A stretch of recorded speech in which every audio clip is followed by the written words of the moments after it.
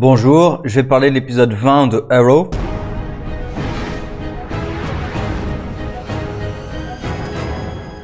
Épisode que je vais couper en deux.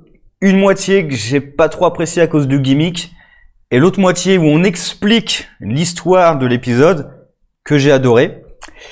Donc pourquoi j'ai pas trop aimé la première partie? Parce que c'est un gimmick un peu classique. On voit chaque personnage dans sa salle d'interrogatoire en train de raconter les faits. On se doute que un ou plusieurs d'entre eux, voire tous, là en l'occurrence tous, sont en train de mentir. Après, on se rend compte à la fin que c'est encore plus que ce qu'on pensait. Parce que c'est même pas que ceux qui sont interrogés, c'est Dinah en plus de tous les autres. D'accord? Le problème, c'est qu'on revoit du coup les mêmes scènes encore et encore, alors, un peu différentes et pas tout à fait au même endroit pour chaque personnage. Et à la fin, on revoit l'intégralité de ce qui s'est vraiment passé. Donc, voilà, le gimmick, j'ai trouvé un petit peu, un petit peu décevant. Par contre, la fin, la justification de ce qui s'est passé, pourquoi ça s'est passé, etc. J'ai adoré. Parce que honnêtement, j'ai eu la peur de dire, on fait revenir Roy. Alors certes, on l'a revu dans le futur, mais on le fait revenir dans le présent pour en faire un assassin. Mais la raison derrière, l'explication, je trouve que c'est très bon, ça marche très bien. Et la problématique qui est posée au héros de dire, est-ce qu'on camoufle ou pas ce meurtre? Qui est une vraie problématique pour des héros. Voilà, on sait que c'est injuste pour lui, parce qu'il n'était pas en contrôle. L'explication du puits de Lazarus marche très bien, puisqu'on a vu les effets déjà. Donc, il n'était pas en contrôle. On a une véritable criminelle qui est une terroriste. Est-ce qu'on pourrait pas mettre ces deux meurtres sur son dos à elle? Et par exemple, c'est pour ça d'ailleurs que la première partie, je l'aime encore moins, parce que comme on attaque directement par l'interrogatoire, on voit pas la scène où les héros ont discuté entre eux pour savoir ce qu'on allait faire. On voit après les interrogatoires, il y en a quelques-uns qui sont pas à l'aise avec ce qui s'est passé, mais on voit pas une grosse scène où ils en discutent vraiment. Ils se posent vraiment la question de est-ce que c'est une bonne chose? Est-ce que vraiment on va mentir à la police?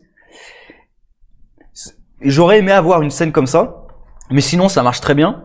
Donc cette partie du scénario pour moi marche très bien.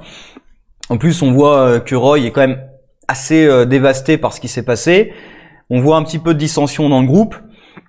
Après il y a un détail, c'est que personne ne s'est interrogé sur qui a fait disparaître la bande vidéo. C'est quand même un élément essentiel de leur plan pour cacher la vérité. Personne ne se pose la question. Et même quand Felicity se rend compte que Dinah aussi devrait se rendre compte, les deux devraient se rendre compte en même temps que personne dans le groupe n'a fait disparaître la bande, il y a un problème là. Ça c'est un petit peu dommage. Alors ça me fait penser pas mal aux comics actuels avec ce qu'ils font dans Heroes in Crisis, que je ne conseille d'ailleurs pas à lire. Je le lis en diagonale honnêtement, donc voilà, mais ça me fait quand même beaucoup penser à Heroes in Crisis, sauf que là, bon, en même temps, là je spoil un petit peu Heroes in Crisis, mais bref, je conseille vraiment pas du tout de le lire. Là, la justification du fait qu'un héros a un peu pété les plombs et a tué quelqu'un, et le fait que d'autres héros l'ont caché, là ça marche très bien. Je trouve que ça marche vraiment très bien, mais j'aurais préféré qu'on voit cette question. C'est une question intéressante à traiter avec des héros. Mentir, cacher un meurtre, faire accuser quelqu'un qui n'a pas commis ces meurtres, c'est vraiment une question intéressante. C'est pas traité, donc ça c'est vraiment dommage. Et on apprend aussi que, enfin l'équipe, nous on le savait, mais l'équipe apprend aussi que Emiko est la chef de Ninth Circle, c'est pas Dante. D'ailleurs René qui se dit finalement elle est peut-être pas si méchante que ça parce qu'elle a tué Dante. Le fait qu'elle a tué quelqu'un, pour toi, c'est la preuve qu'elle est pas si méchante que ça.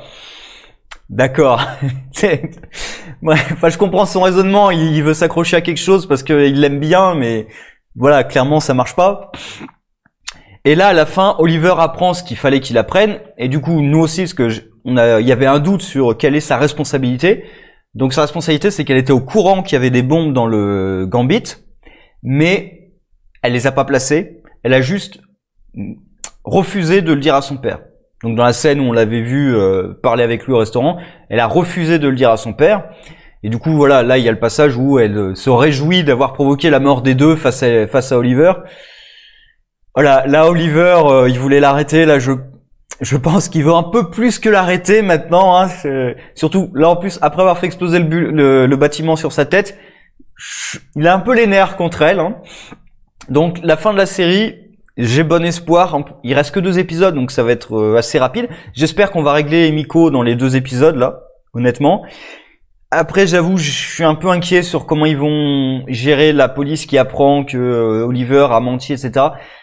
Je suis un petit peu inquiet comment ils vont gérer tout ça. On verra. Par contre, ma plus grosse inquiétude, c'est pour la saison suivante, la fin de la série, puisque tout le passage dans le futur, on va pas le régler dans les 2 épisodes là. Ou alors ça me paraît impossible, ou alors c'est bâclé comme pas possible. Bon, en même temps, il y a pas mal de passages du futur qui sont bâclés à mon sens. Hein. Dans la saison suivante, ils vont se retrouver avec cette intrigue du futur à fermer. Et je suis pas sûr que ce soit alors je sais pas si ça va être les mêmes qui vont diriger les 2 saisons là, mais je suis pas sûr que ce soit un joli cadeau à faire pour la dernière saison là, de lui refourguer cette intrigue à finir. On verra comment ça se passe, mais je suis plutôt inquiet de cette intrigue du futur dans la saison suivante.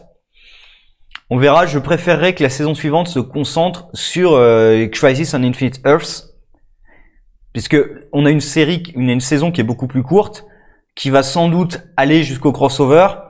Ça serait bien, en plus il y a toute la question de quel est le marché qu'Oliver a passé avec le Monitor.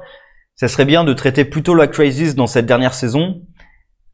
Mais bon, on verra exactement comment ça se passe. Bref, un petit peu déçu par le gimmick au départ, c'est un peu longué, mais l'explication, le scénario, tout ça, je suis très satisfait.